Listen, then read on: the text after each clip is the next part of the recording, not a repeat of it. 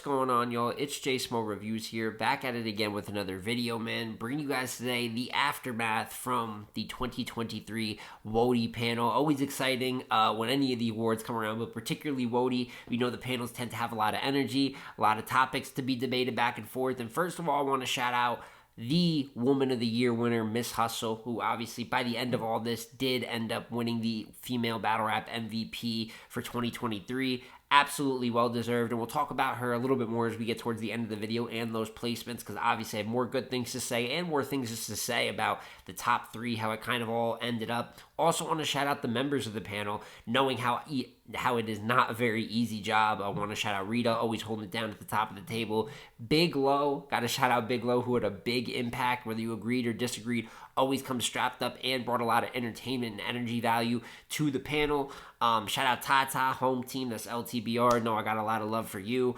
Shout out Hurricane Dew, returning member. OTFMZ Josh, who was on his first panel and was fantastic on the panel. And also shout out Wing out there representing the RBE, man. So pretty balanced panel, still stayed down to, I think we had 5 on Cody. You got 6 here for WOTY. And it kept the conversation moving. It was a real watchable panel. I think it was like 3 to 4 hours overall. So each year, making it that more watchable kind of event-like time frame. But we're going to start from number 15 on the list and just talk about each spot moving up if I agree with it, some of the bigger debate topics and where I stand on it, and just really recap all of what the panel was. So let's just start from the bottom of the list. So we'll start from the bottom of the list. At 15, they have Cashflow Rizzy. Started off as like a Jade and Cashflow debate at 15. Takes a minute to get 15 down, right? They a little bit of slander here, a little bit of making the cases, different names getting thrown in. It's just so many different lists. It's hard to find that starting point. But they started out with Cashflow Rizzy. Me personally, she did have a pretty good resume battling E-Heart and Shuni. I did have her losing both of those battles though, and she wasn't the cleanest on the year.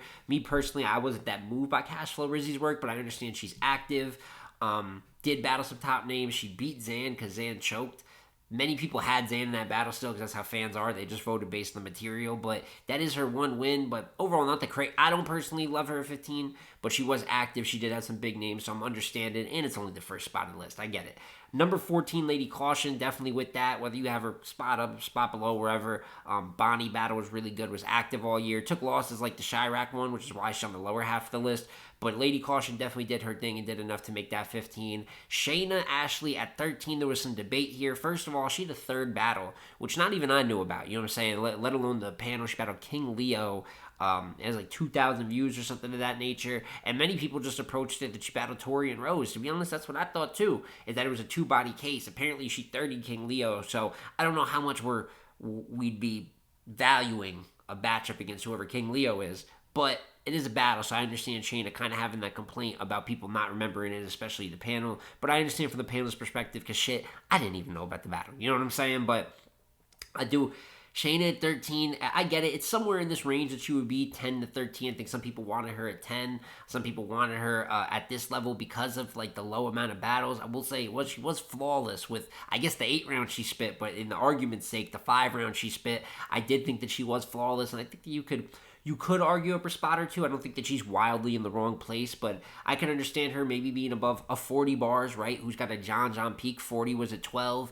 John battle is really good, but then you got something like the Yoshi battle's not really working in your favor. Couple little stumblies and chokes. 1-rounders too. You got the Sheed battle is kind of a better look for although the footage isn't that crazy, but I don't know. I personally would have put Shayna above 40, but I think that they're around the same area. And then you have Shuni at 11, which was a humongous, I would actually go as far to say the biggest debate point of the panel, particularly low, which I can relate to when I was on my first panel talking about, even though this is Low's 4th panel, but when I was on my first panel, I talked about Swamp having 7 chokes and kind of used that statistic. You can't be having that level of inconsistency to that degree of your work, because then it starts diluting everything. I think that's what Low was kind of getting at with Shuni, saying she choked 5 out of 7 battles, and you really can't do that. Like, it's just, it like, that's not good, and I completely understand the reasons to kind of be down on Shuni's case. Now, what I will say is Shuni has 2 good highs. The Suge battle, obviously fantastic, and I have her losing the Casey battle as many do, but it is a very good battle. Like, she's not the cleanest in it. She's kind of stumbling all over for the most part. I don't think she even flat out choked, but she stumbled a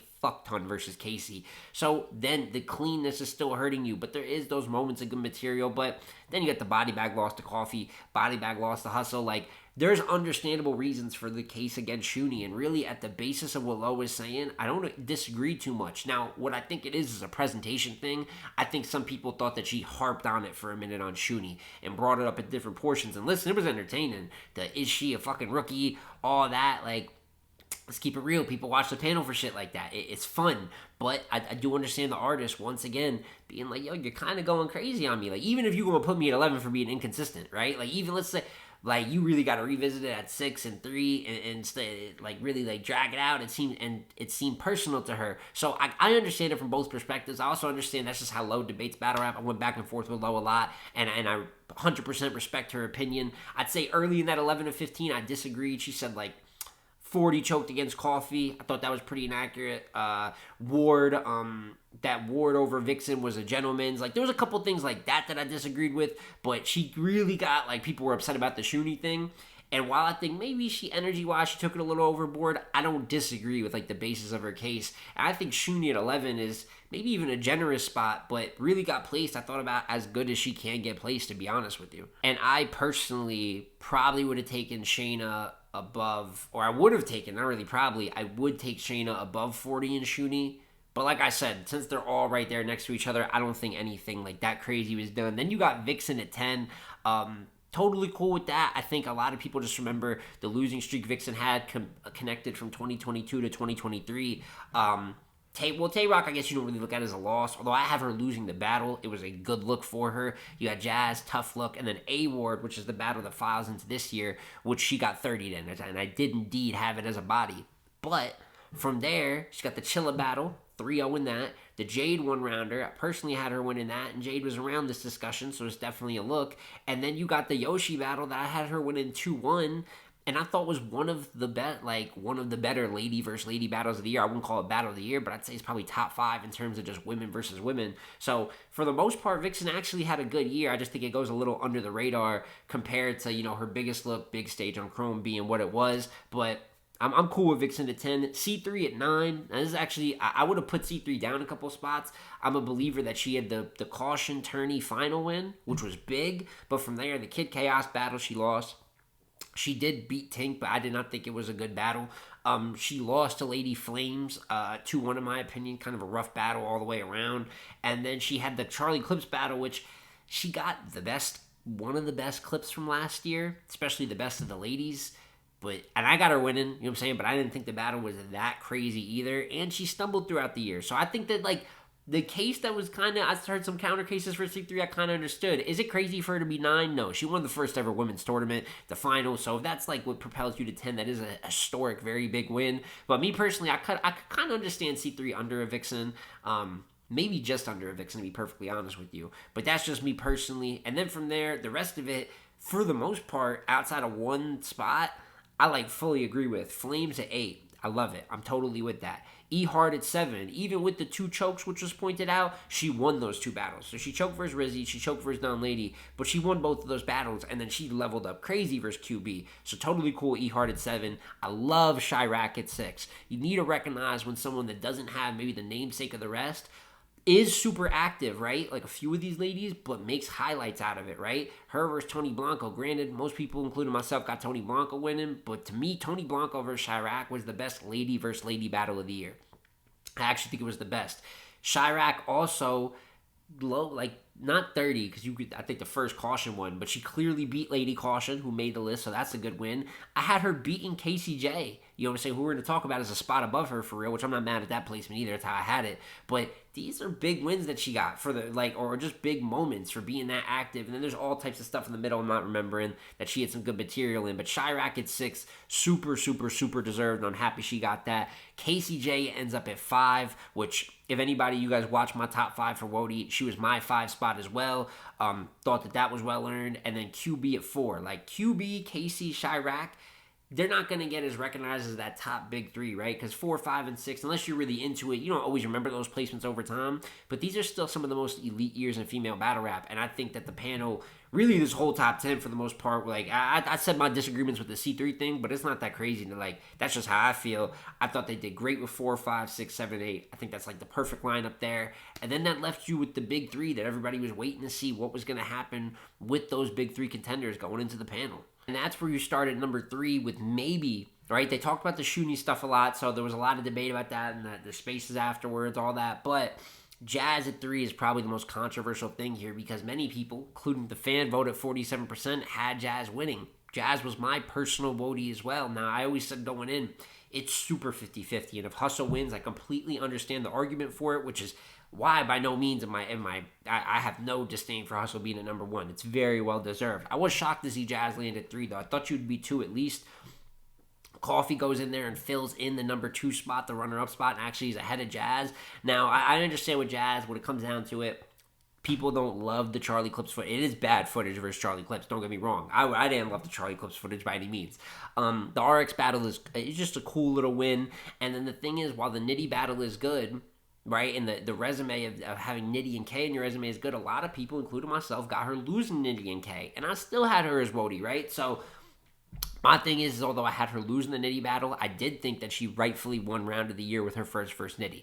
I saw some people saying that E-Hard second for QB could have won it. I agree with that. I think that's right up there with it. But I do agree that Jazz could have deserved that because she got 3 awards. She got round of the year with Nitty. I'm with that. She got performance of the year versus New Jersey Twerk. I'm not with that. I would have given that to Shuni over Shug. Although her twerk performance is really, really good. It's her. I had her winning. It's her best performance. Is why, for the most part, she's here. But I thought it was a little bit crazy. And then Battle of the Year, I believe Jazz versus Nitty won again.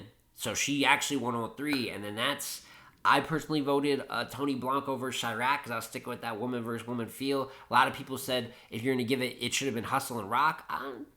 I don't know. I probably would have taken Jazz and Nitty over Hustle and Rock, but I wouldn't have taken either of them. So that's kind of my answer for it. Some people like those fan vote. Listen, Jazz getting the fan vote ain't no surprise. I wouldn't say it's rigged or completely wrong. Outside of performance, I would have for sure given that to Shuni over Shug. I don't agree with that one, but the other 2, I don't think it was that crazy that Jazz got it, right? But she ends up at 3 because of those losses and inconsistencies. And even though she was my personal WOTY, when you look at how this panel debated, and obviously a lot of it was based on, I'm not going to necessarily say that the highs weren't looked at. They looked at everything as they should on this panel. But if you had those inconsistencies and mess ups and those lows, that for sure was going to be a separating factor on this. A lot of talk about chokes, a lot of talk about not showing up or dropping the ball here and there, and the difference between people that really didn't drop the ball like that. My only thing is Coffee. They said up there that Coffee and Twerk, even though Twerk won, like material-wise, it's debatable. I completely disagree with that. For me, and I said it in my video, I think that Coffee lost badly to Twerk, and that's what would have made her 3 out of the 3 for me. She's not the only one with a loss up here, by no means, but she's the most damaging of that top 3, and I thought that would count for a little bit more. But at one point, I think they even said you could almost kind of make the case it's debatable. Completely disagree. But with that being said, Coffee even being here is very, very deserved. Her being a 2, while I disagree, you look at the rest of her year outside of Twerk, there is greatness in there. The Geechee battle, I don't love the footage, but to go and beat Geechee on the Riot, that ain't no easy shit to do. The 40 battle, a little bit better. Still not in love with the footage, but to go and beat 40 bars on the ring in a grudge match, not an easy thing to do. Leveled up on Snake Eyes. Great battle versus UK champion Gemini. Don't flop champion, to be specific if I'm correct. Gemini out in the UK. 30 Shuni, which a few people that, as was mentioned, but very good performance in that. She had a couple chokes herself, so you add that to the Twerk thing. That's why I would put her down, but listen, her ended up in number 2. Little crazy to me, but she was so good that it's not that crazy. And then obviously you end up with Hustle at number 1, which is well deserved. She's the cleanest record of the 3, and in a lot of ways she can damn near match Jazz in strength of schedule. Even if you edged her, then though, there's a lot of people that preferred her clean results for the most part. Even if you ever lose in a Eunice, that wasn't looked at as a clear loss. Maybe how some of these other girls have some, and it's a very, very high caliber battle. Tay-Rock, Arsenal, Myverse, a Shuni win of her own. And on top of that, I think that she is the best performer, hands down 100% was locked going into this. So there was more than a few things working in her direction, and it's a very earned WOTY title for the villain, and it now makes it so all of these top three have a WOTY belt. Jazz in 2022, I believe it was Coffee in 2020 or 2021, and now you got Miss Hustle here in 2023 winning the Woman of the Year award. And that is the full recap there for the WOTY 2023 list, man. Once again, want to congratulate the panel. Thought they did a fantastic job. Rita, Lo, Ty, Wing, Do, Josh, thank you for your contributions this year. I thought y'all put out a fantastic product. And of course, gotta once again congratulate Miss Hustle. And I think, what does this change going forward really for female battle rap? And for me, there's one big takeaway I have from this above all. I need Miss Hustle versus Jazz the Rapper to the rematch in 2024. I think last year had its opportunity right and passed by, and somehow there's now going to be more noise, the belt versus the belt. And not only could this be debated, although Jazz got number 3, as the number 1 and number 2, however, top 2 best female battle rappers in the world right now, there's a real debate. These are the 2 best female battle rappers of all time. I personally think Jazz is the best. Personally think there's a great argument there for Hustle at number 2. It's a legacy match of that highest level. That's what you want to see. And right now, they're the best they've ever been. They've hit that second prime. They're absolutely incredible. Big stage or small stage. They both, even though they get to success differently in terms of their style, they're both at that level and getting there at the top tier level, man or woman. Also think you could throw in Coffee because we want to see Coffee versus Jazz battle I'd like this year 100%. Still want to see big plates for Coffee, but I'm just saying biggest takeaway for me, now it's going to be belt, even though all 3 got belts, but it's a little different with Jazz and Hustle. Don't you agree? At least in my personal opinion. So if we could spin back when SM comes around, they said that they had a main event option last year. And I'll tell you right now, we're way out ahead, but if Jazz versus Hustle 2 was to be pitched as the main event for SM this year, I personally wouldn't complain with that. Got to build the rest of the card, but that right there is already Mega 1 locked in. And then, as I said again, you got to give Coffee her credit getting number 2 in here. And that listen, for Jazz, you got 2 ladies here. One you battled before, but totally cool with the top tier men. Take a couple this year. That's what the schedule gives you. But these are the fights that for the throne that really move people when it comes to female battle rap and battle rap in general. These are where your grudges are built up. And it's time to go out there and go face these 2, because I think there's 2 fantastic battles waiting out there for Jazz the Rapper and for all MCs that would be involved, man. But congratulations to all 15 of the talents that made the list too. As I said, congrats to the panel members. And one more time, congrats to Miss Hustle. And I'll throw the question to y'all, man. How did y'all feel about the WOTY 2023 list? The panel and breakdown itself, the arguments, the placements. How do you feel about how the top 3 were arranged? Your biggest hot takes. I want to hear everything y'all got to say WOTY related. But it's been J Small Reviews again, y'all. As I said, like, comment, subscribe. I'm going to catch you on the next one, man. Peace.